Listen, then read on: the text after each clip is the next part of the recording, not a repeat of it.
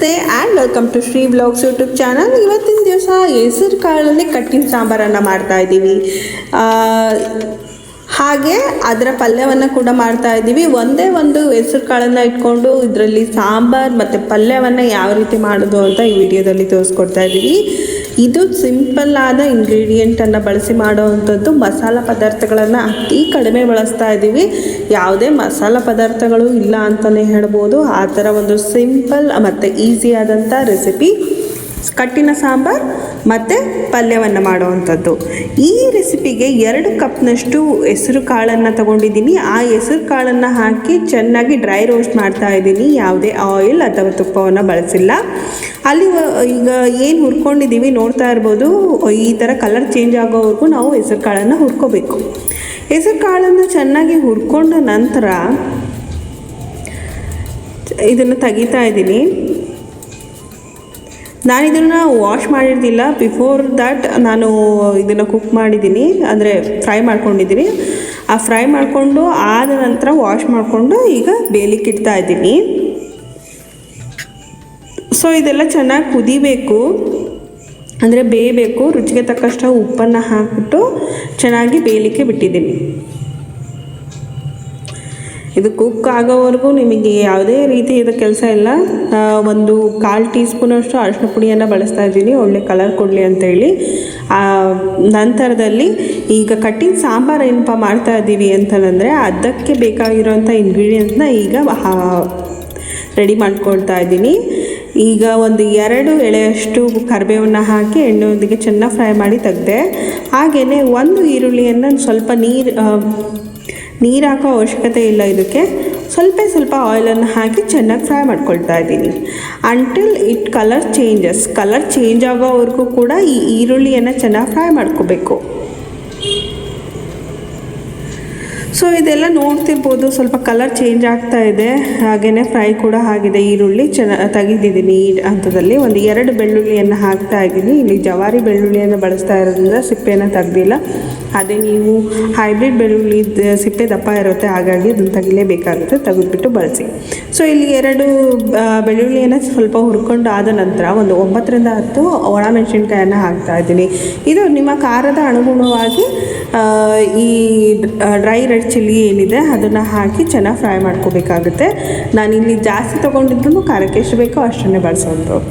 So 1 tea ಸ್ಪೂನಷ್ಟು ಜೀರಿಗೆಯನ್ನು ಹಾಕ್ತಾ ಇದ್ದೀನಿ. ಇದನ್ನು ಚಟಪಟ ಸಿಡಿಯೋವರೆಗೂ ಫ್ರೈ ಮಾಡಿಕೊಂಡು ತೆಗಿಬೇಕು. ನಂತರ ಈ 3 ಟೊಮೊಟೊ ಏನಿದೆ ಅದನ್ನು ಹಾಗೆ ಹಾಕ್ಕೊಂಡು ಚೆನ್ನಾಗಿ ಫ್ರೈ ಮಾಡ್ಕೋಬೇಕು. ಅಂಟಿಲ್ ಕಲರ್ ಚೇಂಜ್ ಆಗೋವರೆಗೂ ಚೆನ್ನಾಗಿ ಫ್ರೈ ಮಾಡ್ಕೋಬೇಕು. ನೋಡ್ತಿರ್ಬೋದು ಇಲ್ಲೆಲ್ಲ ಚೆನ್ನಾಗಿ ಫ್ರೈ ಆಗಿದೆ. ಈ ಹಂತದಲ್ಲಿ ಇದನ್ನು ತೆಗೆದಿಡ್ತಾ ಇದ್ದೀನಿ. ಸೊ ಇದನ್ನೆಲ್ಲ ತೆಗೆದಾದ್ಮೇಲೆ ಈಗ ನೋಡ್ತಿರ್ಬೋದು ನಮ್ಮ ಏನೇನು ಫ್ರೈ ಮಾಡ್ಕೊಂಡಿದ್ದೀನೋ ಅದೆಲ್ಲ ಒಂದು ಪ್ಲೇಟ್ಗೆ ತೊಗೊಂಡಿದ್ದೀನಿ. ಇದನ್ನು ಕೂಡ ಚೆನ್ನಾಗಿ ಗ್ರೈಂಡ್ ಮಾಡಬೇಕು. ನೆಕ್ಸ್ಟ್ ಪ್ರೊಸೀಜರೇ ಗ್ರೈಂಡಿಂಗ್. ಸೊ ಈ ಗ್ರೈಂಡಿಂಗ್ ಪ್ರೊಸೀಜರ್ಗೆ ಒಂದು 1/4 ಕಪ್ನಷ್ಟು ಕೊಬ್ಬರಿಯನ್ನು ಬಳಸ್ತಿದ್ದೀನಿ. ಕೊಬ್ಬರಿ ಕೂಡ ಕಡಿಮೆನೇ ಬಳಸ್ತಾ ಇರೋದು. ಕೊಬ್ಬರಿಯನ್ನು ಹಾಕಿ ನಂತರದಲ್ಲಿ ನಾವು ಏನೇನು ಹುರಿದಿಟ್ಕೊಂಡಿದ್ವಿ ಇಷ್ಟ ತನಕ ಕಟ್ಟಿನ ಸಾಂಬಾರು ಮಾಡಲಿಕ್ಕೆ ಅಷ್ಟು ಇಂಗ್ರೀಡಿಯೆಂಟ್ನ ಹಾಕಬೇಕು. ಮೆಣಸಿನ್ಕಾಯಿ ಮಾತ್ರ ನೋಡ್ಕೊಂಡು ಹಾಕಿ. ಇನ್ ಕೇಸ್ ನಿಮಗೆ ಮೆಣಸಿನ್ಕಾಯಿ ಎಷ್ಟು ಹಾಕೋದು ಅಂತ ಗೊತ್ತಾಗಲಿಲ್ಲ ಅಂತಂದರೆ ಸಪ್ರೇಟ್ ಮೆಣಸಿನ್ಕಾಯಿ ಡ್ರೈ ರೆಡ್ ಚಿಲ್ಲೀಸ್ ಏನು ಫ್ರೈ ಮಾಡ್ಕೊಂಡಿದ್ವಿ ಅದನ್ನು ಸಪ್ರೇಟಾಗಿ ರುಬ್ಬಿಟ್ಕೊಂಡಾಗ ನಿಮಗೆ ಹಾಕುವಾಗ ಎಷ್ಟು ಬೇಕೋ ರುಚಿಗೆ ತಕ್ಕಷ್ಟು ಅಷ್ಟು ಹಾಕ್ಬೋದು. ಇಲ್ಲಿ ನೋಡ್ತಿರ್ಬೋದು ಈಗ ಹೆಸರು ಕಾಳು ಬೆಂದಿದ್ದೇನೋ ಇಲ್ಲವೋ ಅಂತ ಚೆಕ್ ಮಾಡ್ತಾ ಇದ್ದೀನಿ. ಇದನ್ನು ಸ್ವಲ್ಪ ಬೇಯಬೇಕಾದ್ರೆ ಬೇಯಿಸಿ, ಇಲ್ಲ ಅಂತಂದರೆ ಇದು ನೋಡ್ತಿರ್ಬೋದು ಇದೆಲ್ಲ ಚೆನ್ನಾಗಿ ಬೆಂದಿದೆ. ಈ ಹಂತದಲ್ಲಿ ಎಲ್ಲ ಆಫ್ ಮಾಡಿಬಿಟ್ಟು ಅದರ ಬೆಂದಿರೋ ನೀರೇನಿದೆ ಅದನ್ನು ತೆಗೆದಿಟ್ಬಿಡಿ. ಈಗ ನಾವು ಮಸಾಲೆಗೆಲ್ಲ ಏನು ಹಾಕ್ಕೊಂಡಿದ್ವಿ ಅದನ್ನು ಚೆನ್ನಾಗಿ ರುಬ್ಕೊಳ್ತಾ ಇದ್ದೀವಿ. ಸ್ಮೂತ್ ಪೇಸ್ಟ್ ಆಗಬೇಕು. ಯಾವುದೇ ಒಂದು ಲಾಂಸ ಅಥವಾ ಗಟ್ಟಿ ಪದಾರ್ಥ ಇರಬಾರ್ದು. ಅಲ್ಲಿವರೆಗೂ ಇದು ಚೆನ್ನಾಗಿ ರುಬ್ಕೋಬೇಕು. ಈಗ ನೋಡ್ತಿರ್ಬೋದು ಗಂಧದ ಥರ ಆಗಿದೆ. ಆ ಥರನೇ ನಮಗೆ ಮಸಾಲೆ ರೆಡಿ ಮಾಡ್ಕೋಬೇಕು. ಈಗ ಕಟ್ಟಿನ ಸಾಂಬಾರಿಗೆ ಒಂದು 2 ಟೇಬಲ್ ಸ್ಪೂನಷ್ಟು ಆಯಿಲನ್ನು ಬಳಸ್ತಾ ಇದ್ದೀನಿ. ಆಯಿಲು ಒಂದು ಅರ್ಧ ಟೀ ಸ್ಪೂನಷ್ಟು ಸಾಸಿವೆ, ಅರ್ಧ ಟೀ ಸ್ಪೂನಷ್ಟು ಜೀರಿಗೆ, 1 ಸ್ಟ್ರಿಂಗಷ್ಟು ಕರಿಬೇವು, 6 ಈರುಳ್ಳಿನ ಉದ್ದಕ್ಕೆ ಹೆಚ್ಕೊಂಡಿದ್ದೀನಿ. ಅದನ್ನು ಚೆನ್ನಾಗಿ ಫ್ರೈ ಮಾಡ್ಕೊಳ್ತಾ ಇದ್ದೀನಿ. ಈರುಳ್ಳಿ ಬೇಯೋವರೆಗೂ ಇದೇ ಥರ ಚೆನ್ನಾಗಿ ಫ್ರೈ ಮಾಡ್ಕೋಬೇಕು. ಇದೆಲ್ಲ ನೋಡ್ತಿರ್ಬೋದು ಈರುಳ್ಳಿ ಚೆನ್ನಾಗಿ ಫ್ರೈ ಆಗಿದೆ. ಈ ಹಂತದಲ್ಲಿ ನಾವು ಏನು ಗ್ರೈಂಡೆಡ್ ಮಾಡ್ಕೊಂಡಿದ್ವಿ ಮಸಾಲ ಎಲ್ಲ ಹುರಿದ್ಬಿಟ್ಟು ಅದನ್ನು ಹಾಕ್ತಾಯಿದ್ದೀನಿ. ಹಾಕಿ ಇದಕ್ಕೆ ನೀರನ್ನು ಹಾಕಿ ಸೇರಿಸಿ ಮಿಕ್ಸ್ ಮಾಡ್ಕೊಳ್ತಾ ಇದ್ದೀನಿ ಚೆನ್ನಾಗಿ. ಸೊ ಇದೆಲ್ಲ ಚೆನ್ನಾಗಿ ಮಿಕ್ಸ್ ಮಾಡ್ಕೊಳ್ತಾ ಇರೋ ಸಂದರ್ಭದಲ್ಲಿ ನಾವು ಈಗ ಆಲ್ರೆಡಿ ಏನು ಬೇಯಿಸಿಟ್ಕೊಂಡಿದ್ವಿ ಹೆಸರು ಕಾಳನ್ನು, ಅದರ ನೀರನ್ನು ತೆಗೆದಿಟ್ಕೊಂಡಿದ್ವಿ. ಆ ನೀರನ್ನು ಇದಕ್ಕೆ ಹಾಕ್ತಾಯಿದ್ವಿ. ಇದೇ ಹೆಸರು ಕಾಳಿನ ಕಟ್ಟನ್ನು ಕಟ್ಟಿನ ಸಾಂಬಾರಾಗಿ ಮಾಡ್ತಾಯಿದ್ದೀನಿ. ಕಟ್ಟಿನಿಂದ ಹೆಸರು ಕಾಳು ಬೇಯಿಸಿದಂಥ ಕಟ್ಟಿನಿಂದ ಹೆಸರು ಕಾಳು ಸಾಂಬಾರನ್ನು ಮಾಡ್ತಿದ್ದೀವಿ. ಸೊ ಉಪ್ಪು ರುಚಿಗೆ ತಕ್ಕಷ್ಟನ್ನು ಬಳಸಿ, ಯಾಕಂದರೆ ಈಗ ಆಲ್ರೆಡಿ ಹೆಸರು ಕಾಳಿಗೆ ಬೇಯುವಾಗ ಉಪ್ಪನ್ನು ಹಾಕಿರ್ತೀವಿ, ಹಾಗಾಗಿ ನೋಡಿಕೊಂಡು ಉಪ್ಪನ್ನು ಹಾಕಿ. ಸೊ ಇದೆಲ್ಲ ಚೆನ್ನಾಗಿ ಕುದೀತಾ ಇದೆ. ಈ ಹಂತದಲ್ಲಿ ಸಾಂಬಾರು ಪುಡಿ ಏನಿದೆ ಒಂದು ಅರ್ಧ ಟೀ ಸ್ಪೂನಷ್ಟು ಹಾಕ್ತಾಯಿದ್ದೀನಿ. ನಾವು ಬಳಸೋದೇ ಇಷ್ಟು ಮಸಾಲೆ, ಮತ್ತೇನು ಎಕ್ಸ್ಟ್ರಾ ಮಸಾಲೆ ಇಲ್ಲ. ಬಹಳನೇ ಕಡಿಮೆ ಪದಾರ್ಥಗಳಿಂದ ಅದ್ಭುತವಾದ ಟೇಸ್ಟ್ ಕೊಡುವಂಥ ಒಂದು ಕಟ್ಟಿನ ಸಾಂಬಾರನ್ನು ರೆಡಿ ಮಾಡ್ತಾ ಇದ್ದೀನಿ.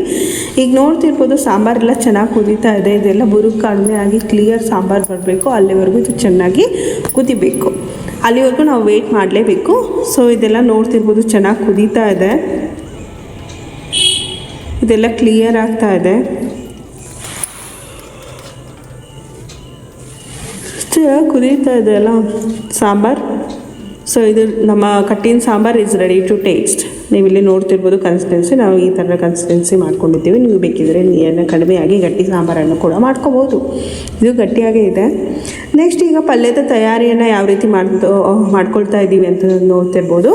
ಒಂದು 3 ಟೇಬಲ್ ಸ್ಪೂನಷ್ಟು ಆಯಿಲನ್ನು ಬಳಸ್ತಾ ಇದ್ದೀವಿ. ಮೊದಲನೇದಾಗಿ ಫಸ್ಟ್ ಆಯಿಲೇ ಒಂದು ಎಳೆಯಷ್ಟು ಕರಿಬೇವು, ಒಂದು 7ರಿಂದ 8 ಹಸಿಮೆಣಸಿನಕಾಯಿ, 2ರಿಂದ 3 ಈರುಳ್ಳಿನ ಬಳಸ್ತಾ ಇದ್ದೀನಿ. ಈರುಳ್ಳಿ ಹೆಚ್ಚಾಗ್ತಷ್ಟು ಈ ಪಲ್ಯ ಏನಿದೆ ಅದು ಚೆನ್ನಾಗಿ ಬರುತ್ತೆ, ಟೇಸ್ಟಿಯಾಗಿ ಕೂಡ ಆಗುತ್ತೆ. ಈ ಪಲ್ಯಕ್ಕಂತೂ ನಾವು ಯಾವುದೇ ಮಸಾಲೆಯನ್ನು ಕೂಡ ಬಳಸ್ತಾ ಇಲ್ಲ. ಭಾಳನೇ ಕಡಿಮೆ ಇಂಗ್ರೀಡಿಯೆಂಟ್ಸಿಂದ ಮಾಡ್ತಾ ಇರೋವಂಥ ಒಂದು ಹೆಸರು ಕಾಳಿನ ಪಲ್ಯ ಅಂತಲೇ ಹೇಳ್ಬೋದು. ಸೊ ಇದೆಲ್ಲ ಈರುಳ್ಳಿ ಚೆನ್ನಾಗಿ ಫ್ರೈ ಆಗಬೇಕು, ಮೆಣಸಿನ್ಕಾಯಿ ಕೂಡ ಚೆನ್ನಾಗಿ ಫ್ರೈ ಆಗಬೇಕು. ಅಲ್ಲಿ ತನಕ ನಾವು ಸ್ವಲ್ಪ ವೆಯ್ಟ್ ಮಾಡಬೇಕು. ಈವನ್ ನಾವು ಪಲ್ಯಕ್ಕೆ ಸಾಸಿವೆ ಜೀರಿಗೆ ಕೂಡ ಬಳಸೋ ಅವಶ್ಯಕತೆ ಇಲ್ಲ.